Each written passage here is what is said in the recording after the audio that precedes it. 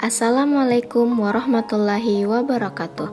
Perkenalkan, saya Andi Ifta Audia Putri Pradani Muhyiddin, mahasiswi dari Universitas Negeri Makassar, Fakultas Ekonomi, jurusan Manajemen, kelas B. Pada video kali ini, saya akan membahas mengenai peramalan permintaan.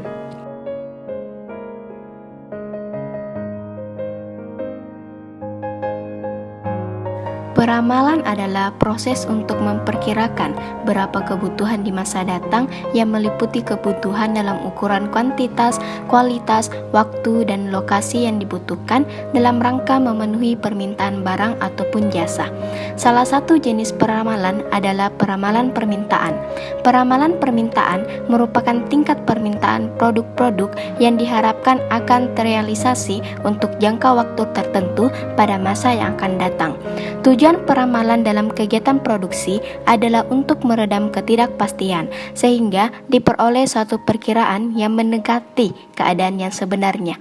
Peramalan tidak akan pernah perfect, tetapi meskipun demikian, hasil peramalan akan memberikan arahan bagi suatu perencanaan.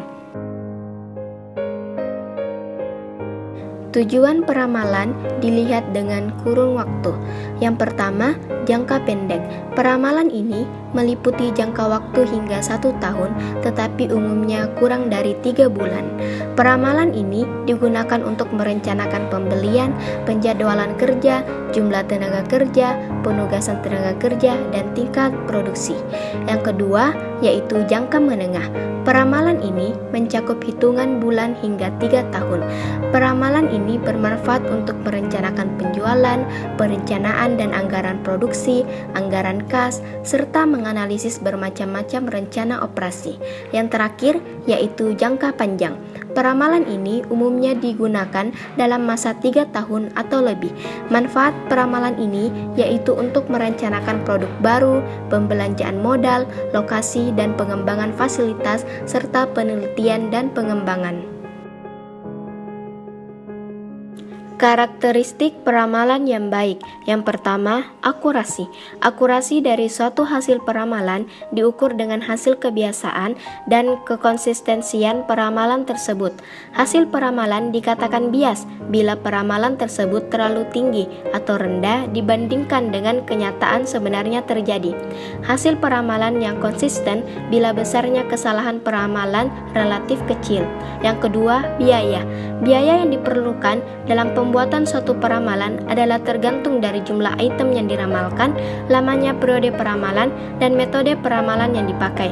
Ketiga, faktor pemilihan metode peramalan harus disesuaikan dengan dana yang tersedia, agar bisa memilih metode yang tepat dalam melakukan peramalan sesuai dengan kebutuhan dan biaya yang ada.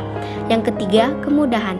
Penggunaan metode peramalan yang sederhana, mudah dibuat, dan mudah diaplikasikan akan memberikan keuntungan bagi perusahaan. Adalah percuma memakai metode yang canggih tetapi tidak diaplikasikan pada sistem perusahaan karena keterbatasan dana, sumber daya manusia, maupun peralatan teknologi. Sifat hasil peramalan. Yang pertama, ramalan pasti mengandung kesalahan. Artinya, peramal hanya bisa mengurangi ketidakpastian yang akan terjadi, tetapi tidak dapat menghilangkan ketidakpastian tersebut. Yang kedua, peramalan seharusnya memberikan informasi tentang beberapa ukuran kesalahan. Artinya, karena peramalan pasti mengandung kesalahan, maka adalah penting bagi peramal untuk menginformasikan seberapa besar kesalahan yang mungkin terjadi. Yang ketiga, peramalan jangka pendek lebih akurat dibandingkan peramalan jangka panjang.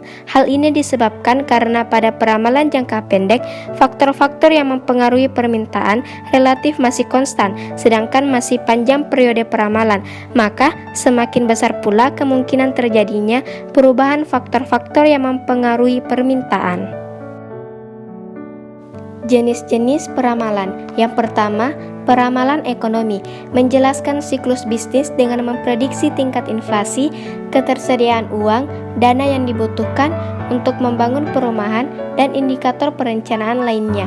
Yang kedua, peramalan teknologi, memperhatikan tingkat kemajuan teknologi yang dapat meluncurkan produk baru yang menarik, yang membutuhkan pabrik dan peralatan baru. Yang ketiga, peramalan permintaan adalah proyeksi permintaan untuk produk atau layanan suatu perusahaan. Metode peramalan. Yang pertama yaitu metode kuantitatif. Metode kuantitatif ada dua. Yang pertama, model seri waktu atau metode deret berkala, metode yang dipergunakan untuk menganalisis serangkaian data yang merupakan fungsi dari waktu.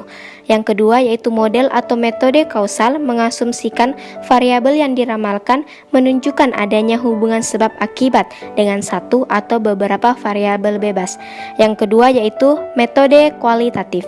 Metode kualitatif umumnya adalah bersifat subjektif yang dipengaruhi oleh intuisi, emosi, pendidikan, dan pengalaman seseorang. Oleh karena itu, hasil peramalan dari satu orang dengan orang lain dapat berbeda. Metode peramalan permintaan secara kualitatif berhubungan dengan data-data kualitatif, misalnya tentang selera konsumen terhadap suatu produk atau survei tentang loyalitas konsumen, dan lain-lain. Forecasting kualitatif ini dapat dikelompokkan ke dalam beberapa metode teknik seperti akan dijelaskan berikut ini. Yang pertama, teknik survei. Teknik survei ini merupakan suatu alat meramalkan yang cukup penting, khususnya untuk memprediksi kejadian-kejadian atau kecenderungan-kecenderungan dalam jangka pendek mendatang. Yang kedua, teknik jajak pendapat. Teknik jajak pendapat sering dilakukan untuk melengkapi data dari survei. Jajak pendapat dari para pakar, para eksekutif, dari masyarakat umum, atau dari konsumen. Ketiga, metode Delphi. Pada metode ini, sekelompok pakar mengisi kuesioner, moderator menyimpulkan hasilnya, dan memformulasikan menjadi suatu kuesioner baru yang diisi kembali oleh kelompok tersebut. Demikian seterusnya. Yang keempat, analogi historis merupakan teknik perencanaan berdasarkan pola data masa lalu dari produk-produk yang dapat disamakan secara analogi. Yang kelima, dugaan manajemen, di mana perencanaan semata-mata berdasarkan pertimbangan manajemen, umumnya oleh manajemen senior. Langkah proses peramalan. Yang pertama, penentuan tujuan. Yang kedua, pemilihan teori yang relevan. Yang ketiga, pencarian data yang tepat. Yang keempat, analisis data. Yang kelima, pengestimasian model awal. Yang keenam, evaluasi dan revisi model. Yang ketujuh, penyajian ramalan sementara kepada manajemen. Yang kedelapan, revisi terakhir. Yang kesembilan, pendistribusian hasil peramalan. Dan yang terakhir, penetapan langkah pemantauan. Demikianlah penjelasan saya mengenai peramalan permintaan. Lebih dan kurangnya mohon dimaafkan. Assalamualaikum warahmatullahi wabarakatuh.